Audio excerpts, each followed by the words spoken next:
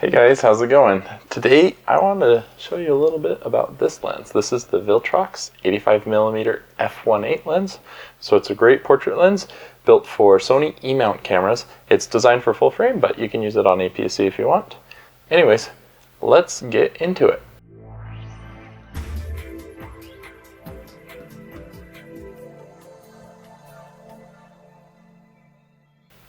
So if you're watching this video, you have probably seen other videos about this lens, and you probably are trying to figure out if it's the right lens for you and if it's a good value. And so when I got this lens, my primary question was, is this the best value portrait lens for the Sony E-mount system? Not is it the cheapest, is it the best, just is it the best value? And just to cut to the chase, I'm going to tell you, I think it probably is. This is a really good lens for the amount of money that you spend on it. So with that out of the way, let's get into the rest of the review. A lot of the review videos I've seen here on YouTube compare this Viltrox lens with the Sony G Master lens. I don't think that's really fair because the G Master costs 3-4 times the amount of this lens. But what is a better comparison is this lens versus the Sony 85mm f1.8 lens.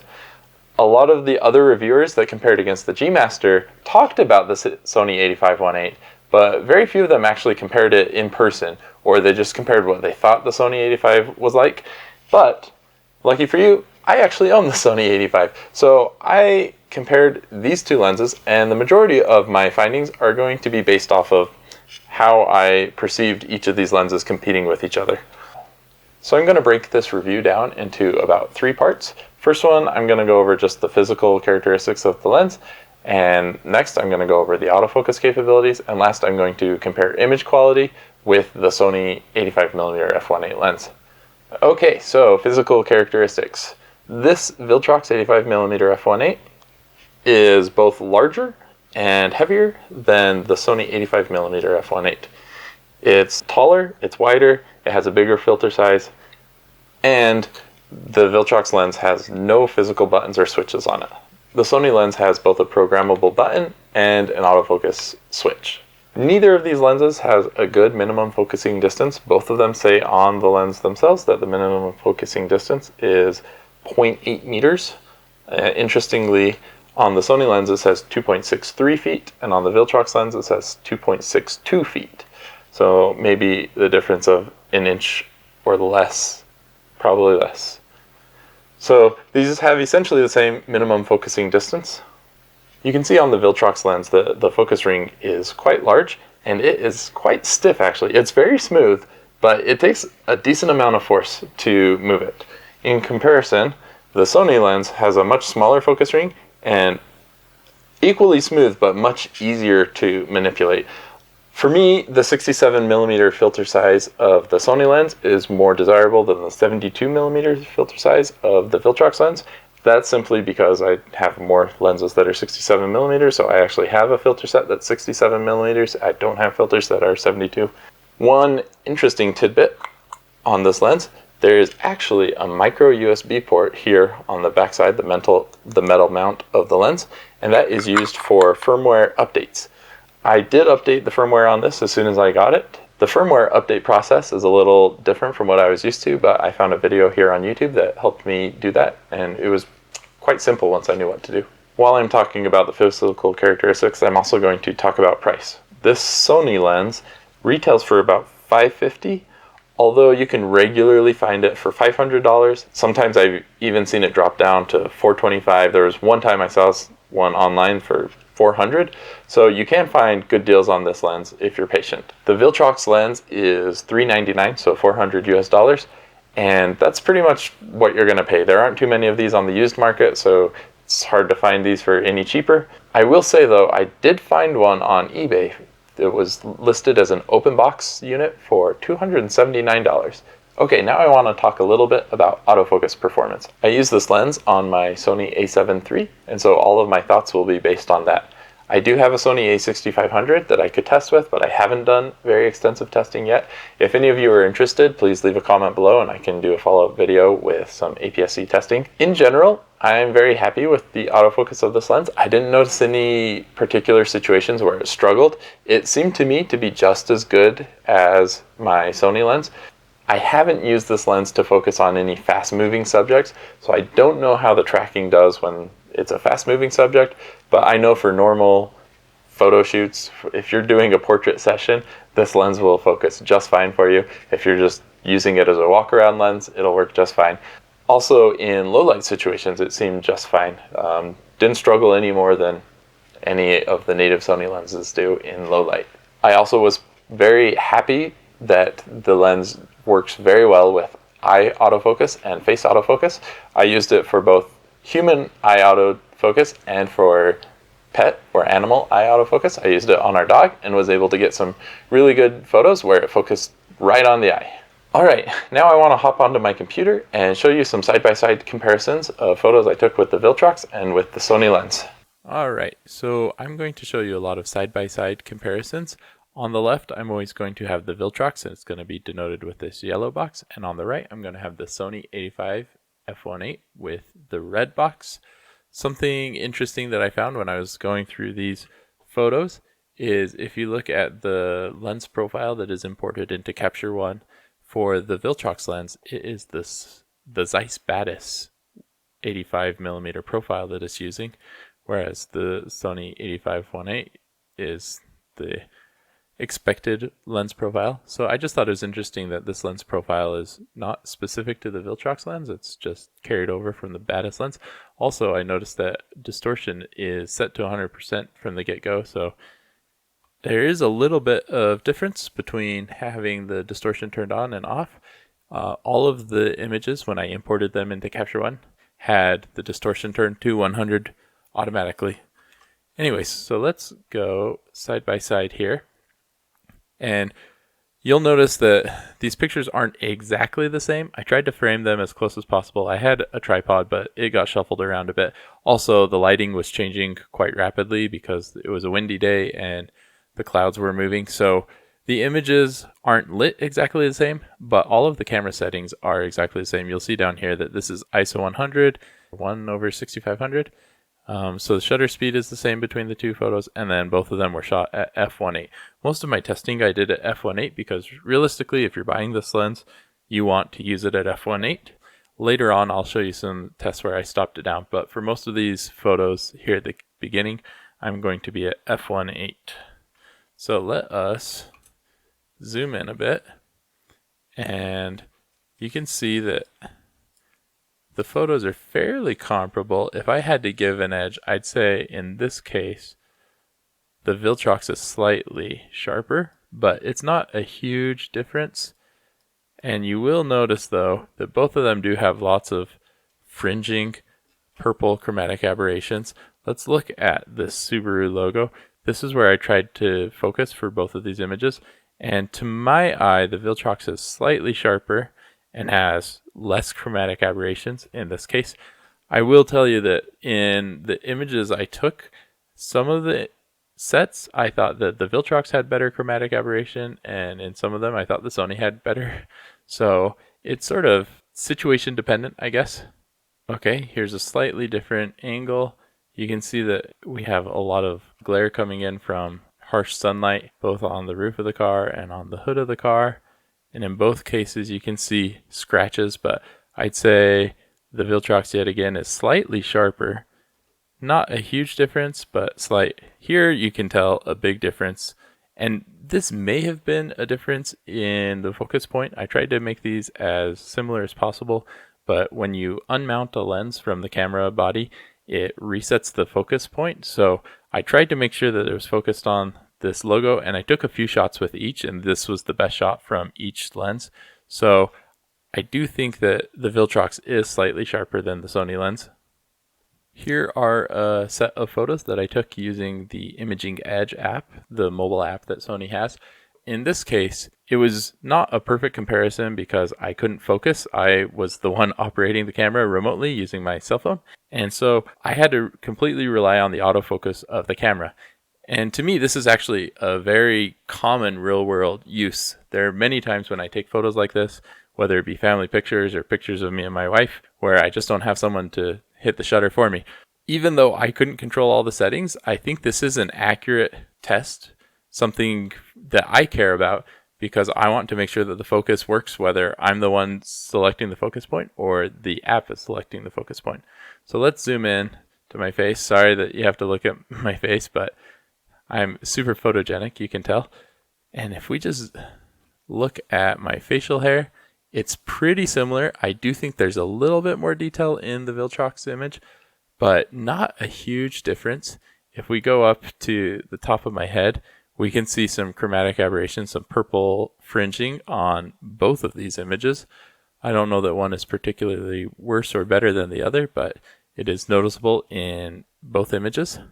So in both cases, I think there's quite a bit of fine detail. If we zoom in, I was holstering the lens that I wasn't currently using. So in the photo taken by the Viltrox image, I have the Sony lens holstered, and in the image taken by the Sony lens, I have the Viltrox lens holstered.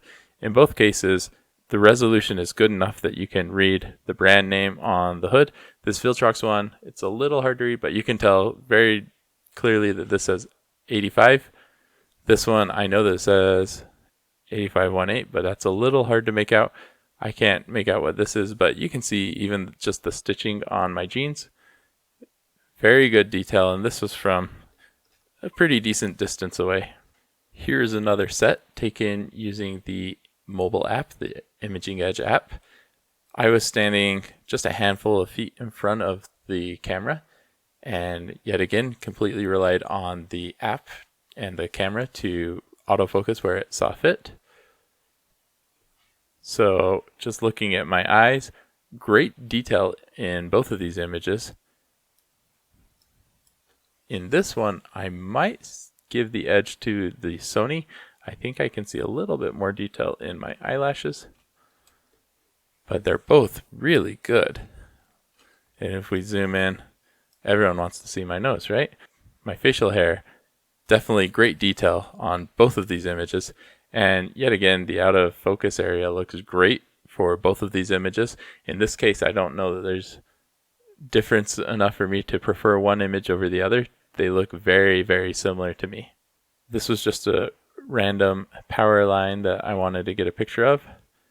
If we zoom in here, great detail in both of the images. It's hard for me to pick a better image out of the two. They look very similar to me. If we zoom out to these telephone poles in the distance, they also look very, very similar to me. I might give a slight edge to the Sony. Just looking at some of these details in the mountains, it looks a little less sharp here in the Viltrox. So in this set of images, I tried to focus right here on the twig so that they would be as consistent as possible. And if we zoom into that spot, both images look good. I would say the Viltrox is slightly sharper, but I do notice some very heavy chromatic aberration in both images. Oh yeah, especially as you get down here, you can really see some magenta colors coming through. And in these images, I was focused in this area. So let's go zoom in there, see how the detail looks. Looks awesome on both of these images. I don't know that I can tell one as being better than the other. I do notice some chromatic aberration in both lenses. You even see some greens coming through in this area. Because my outdoor shots were sort of hard to control the environment and hard to be consistent, I wanted to do something indoors with consistent light and making sure my tripod didn't move at all. So I grabbed one of my Calvin and Hobbes comic books and set it up with even light and took these series of photos. So if we zoom in, I can see a bit more detail in the Sony. There's these dots that are in the text bubble. You do not see those in the Viltrox at all. It just sort of blends in. And if we go up here,